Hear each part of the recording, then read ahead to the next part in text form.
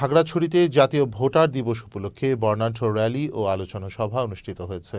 রোববার সকালে খাগড়াছড়ি জেলা নির্বাচন অফিসের আয়োজনে জাতীয় ভোটার দিবসের উদ্বোধন করেন খাগড়াছড়ি জেলা প্রশাসক ABM ইফতেখারুল ইসলাম খন্দকার। পরে জেলা নির্বাচন কার্যালয়ের সামনে থেকে একটি র্যালি বের হয়ে শহরের গুরুত্বপূর্ণ সড়ক প্রদক্ষিণ করে। পরে জেলা নির্বাচন অফিসের সম্মেলন কক্ষে আলোচনা সভা অনুষ্ঠিত হয়। জেলা নির্বাচন কর্মকর্তা কামরুল আলমের সভাপতিত্বে এতে প্রধান অতিথির বক্তব্য রাখেন জেলা প্রশাসক ABM ইফতেখারুল ইসলাম খন্দকার। এদিকে জাতীয় ভোটার দিবস উপলক্ষে ঢাকার ধামরাইয়ে উপজেলা প্রশাসন ও নির্বাচন অফিসের আয়োজনে র্যালি ও আলোচনা সভা অনুষ্ঠিত হয়েছে। উপজেলা নির্বাচন কর্মকর্তা SM সাদিকুর রহমানের সভাপতিত্বে এতে প্রধান অতিথি ছিলেন উপজেলা নির্বাহী অফিসার মামনুন আহমেদ অনিক।